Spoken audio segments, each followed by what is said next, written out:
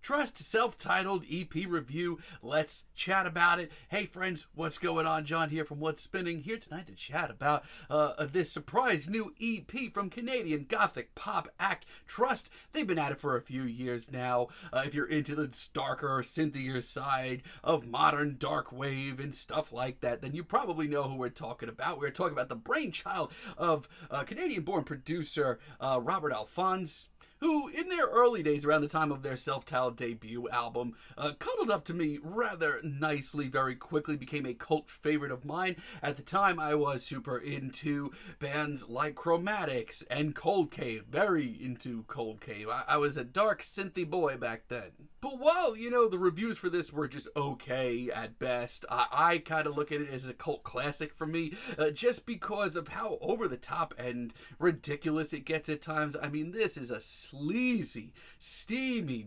dark, very kinky album. But it's also much catchier than it has any right to be. Now, they followed that up in 2014 with Joyland, which I thought was a fine follow-up, kind of very middle of the road to an extent. I mean, for one, the production was really good. The beats seemed really good. As far as that went, it felt like a natural progression. But I kind of felt like Robert's thoughts here, his vocals, his lyrics, his hooks just weren't as catchy as the debut album.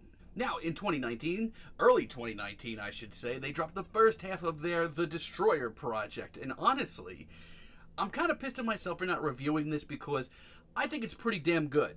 It was a solid set of tunes, just a really consistent project, even if it didn't do anything mind-blowing or new. But later on that year, while I was going to review both parts, I found part 2 to just be a lot less interesting and a lot more spotty this time around. Now that leads me to this new EP, their self-titled Trust EP, dropped a few weeks ago after dropping a single, and to be honest, it's okay. It's just kind of okay. I will say this, longtime fans are going to find this to be some of Trust's poppiest material, which could be either a really good thing for you or a really bad thing for you. But then I hear tracks like Run, featuring Cecily Believe, and I actually buy it for a few minutes. I mean, I kind of hate how much I enjoy this track just because this is the poppiest thing Trust has ever touched, by far. It's upbeat, it's got a really great groove. I love Robert's brooding backing vocals, which are a great matchup to Cecily's very bright and sunny and peppy vocals throughout this track. It's also the F word. It's pretty fun. There is nothing dark or gloomy or even gothic about this outside of some of the vocals that we get from Robert. Just realized going into this track that it is a little peppier, it is a little shinier, but outside of that, it's a really catchy tune. And I just really like the drive of this track as well. Also really enjoy Being Boring featuring Jake Shears. This is probably the most true to form Trust track here. It's dark, it's pensive, it's just dripping in this sweaty sexuality. And Jake Shears on a feature here. Great to see him. He performs the hell out of this track. I love how dense this gets. This beat is pretty damn bulky at times. It may just be the best track here, and it really does reel me in with some interesting performances all around. Plus, Robert sounds at his kinkiest, most sinister, and most focused. And I hate to say it, but Slug as a finale, this track is awesome.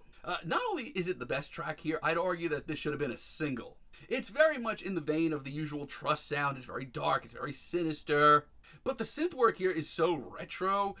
It sounds like ripped out of the dance floor of the late 90s. It gives this track a very timeless feel, all being the production brings it up to snuff. It's a moody, ethereal banger, and I can't ask for much more. Sadly, though, it has been a while since we've heard from Trust, and I expected a little bit more out of this project, and sadly, we can do better. The Robrash single that preceded this EP, my God, this is awful. Hearing this before the EP, I was scared. I was scared that I was not going to like this at all. It's a clunky, depressing mess that is just full of moments that I can't take seriously.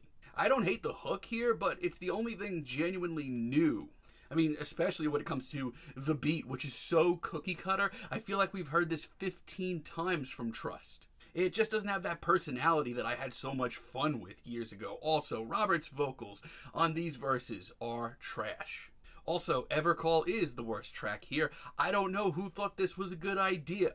This is Robert and whoever produced this record taking a big step back and trying to reel in some classic fans with a moody, dark, ethereal track. Which it certainly is dark and ethereal, but it's also really boring, and at just barely over 2 minutes, it doesn't even get going, let alone make any difference. Yeah, this EP's kind of middle of the road. I mean, the poppier tracks and like tracks like Slug are really good.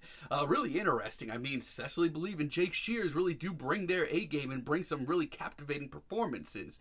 But the Road Rash single is one of the worst things I've ever heard out of Trust. And this EP, while fine at the end of the day, I think we can do better. I mean, I'm still very curious to see what Trust do next, but for now, I'm feeling a strong 6 on this new EP. It's very middle of the road. But let me know what you all think down below. If you liked the video, be sure to give us a like, give us a subscribe, and let me know down below what you would like for me to chat about in the future. And until next time, have a great day, friends.